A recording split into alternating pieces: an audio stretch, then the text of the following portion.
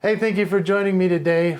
You found me here because you're wondering, what is the first step to preparing an effective speech? Well, guess what? I'm Jason Hewlett, keynote speaker, Hall of Famer. Yeah, that's such a thing. And I'm excited to share with you what actually could be 5 starting points. Yeah, 5 starting points that are the most effective ways to creating your speech.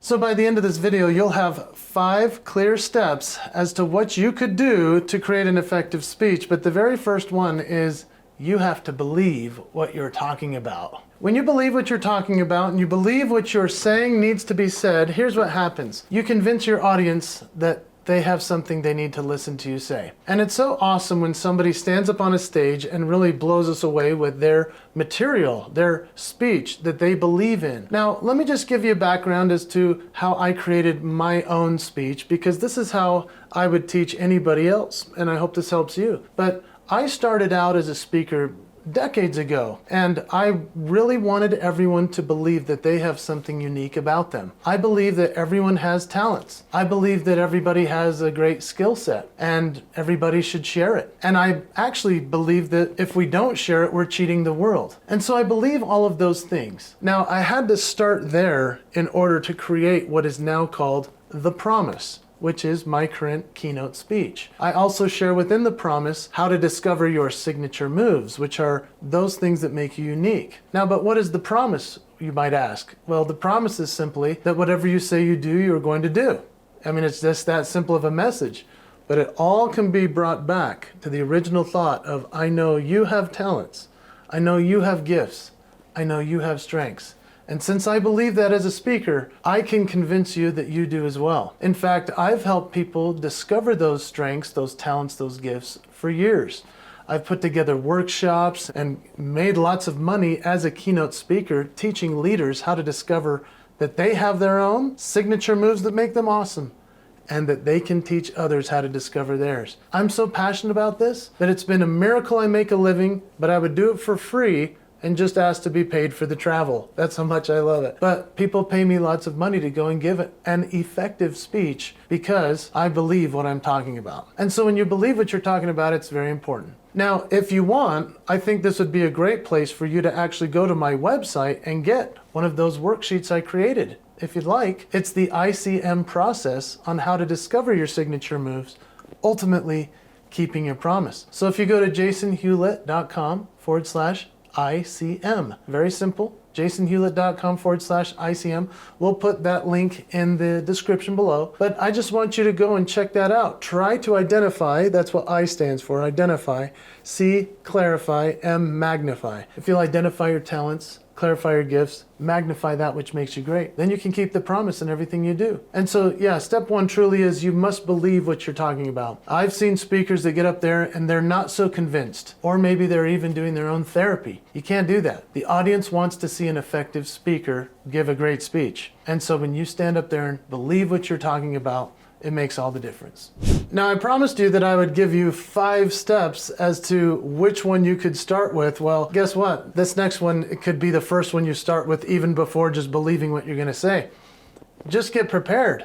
I mean, prepare yourself for writing notes, gathering information, getting music, putting all the things in a presentation you'd like to put together. Maybe you're not sure quite yet what you believe or what you want to teach on stage. That's okay. So then just start preparing yourself as to what you would do. I like to force myself to think, well, what if I had to give a TED Talk? TED Talks are about 15 to 18 minutes long. Could I speak about something I'm passionate about or I believe in? Now you start gathering notes, you start watching other speakers or watching comedians or musicians or a great movie, and you start to think to yourself, how can I cultivate some of the best things from these artists and this material in order to create my own speech? And so the second one is to prepare. So number 3 is to think about the audience question of, why should I care?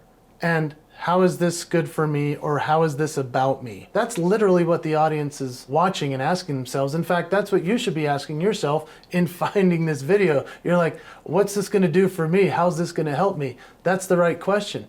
As a speaker, As an effective speaker, really one of the first steps is to think to yourself, how is this going to benefit the audience? How am I going to get my point across? How is it something that they're going to really be able to take back and use effectively in their lives? But here's the thing, when you're thinking about your audience, that's a real important place to go in your mind, because if all you're thinking about is how you look and that you're going to get famous or you're going to be cool or get a lot of likes, oh man, that doesn't work. It's just not going to happen. People can tell when you're being authentic, or people can tell when you believe what you're saying. And so if I'm preparing something just thinking, oh, I hope they think I'm so cool or handsome or this will make me go viral, it's not going to work.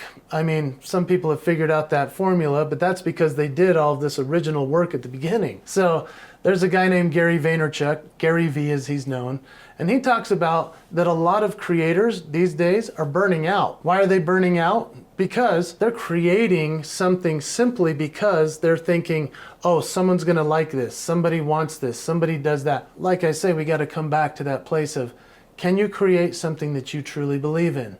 And that you can help answer for the audience, why does this matter to me? How is this for me? How does this help me? Because the audience is truly asking that question. More than anything, they want your authenticity. And when you do that, you serve the audience the best of your capability. And so when it comes to an audience, I want you to realize that even on this very channel, I've created other videos where you can go check out how the audience mindset can be shifted just by the way that you speak. I share plenty of examples in another video. I hope you'll subscribe to this channel and go check those out, because you truly can affect the way an audience thinks. Even as they're thinking, how does this help me? You can help them to see your perspective as well. Go check out that video, and then let's keep on going with the rest of these points. So number 4, I would recommend you just practice. I mean, turn on your recorder. We all have in our pocket a phone that can actually do some voice memo recording. And so while I'm driving, I'm actually practicing. I'm practicing my lines. I'm practicing giving that as effective speech as I possibly can. Here's another thing I like to do. I like to throw it into conversations with people. For example, if I come up with a really interesting quote or an idea, I'll insert it into a conversation with somebody while we're talking on the phone. Now that may sound like it's out of left field, but if it fits within the conversation, I might say the line or tell the story that I want to share in my speech. Now, if that elicits a response of either laughter or concern, or maybe that brings more questions that you hadn't thought of, that's a really cool way to practice and to prepare. It's like you're just getting an opportunity to be in front of an audience by being on the phone with somebody. And there are plenty of other ways that you can do this. You could obviously prepare by turning on a camera and talking into it. That's really hard for a lot of people. But try that. Just turn on the camera and start talking. Call somebody and have that conversation. Insert it into little conversations here and there. Maybe put it in your writing if you're not sure about speaking it yet. Just doing those things can really help a lot. I'll tell you how I came up with this next line. This line came about by having a conversation with a fellow who said, I'm not so sure what you're talking about is going to make sense. And I said, okay, well, I've been toying with this one line about how the fact that everybody has talents. And he said, okay, so what's the line? And I said, you have talents I don't have. I have talents you don't want. And he was like, oh, that's killer. But that took me a lot of practice throwing that line out there at different people through the years until I finally got it right. Now that's a line that I pretty much close a lot of my speeches with because I practiced it in a normal conversation with somebody questioning my ability to give an effective speech. And number 5, outline. Most people think, oh, I can just wing it. I don't need to prepare anything.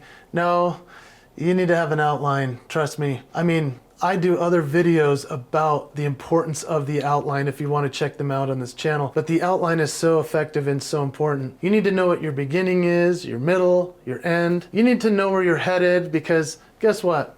As good as you think you are at winging it, you sound like an idiot. I hate to say this, but even just recently, I was hired for a lot of money to go and speak at an event, and the founder, creator of this great company, right before he went on, I said, hey, have fun. Are you ready? Do you have your notes? And he goes, notes? I don't need notes. I said, okay, that's all right. What are you going to talk about? He goes, I don't know. I'm just going to go for it. Man, train wreck. It was brutal. He was supposed to do 15 minutes and he went for 45. Everyone was sweating in the audience. Everyone was sweating backstage. I was sweating because I had to follow this train wreck. I hate to say it, but it was bad. Don't wing it. Have an outline. Prepare what you're going to say. And so I hope that this has been helpful to helping you get an effective speech going. Yeah, there are these 5 steps, but actually any of them could be the starting point. Let's go over them one more time. I hope that these have helped you to figure out which first step you want to choose in preparing an effective speech. And I want you to subscribe, if you will, to this channel because, hey, there's lots of other things you could check out regarding preparing an effective speech and getting to the next level. I look forward to having more conversations with you. Thanks for being here.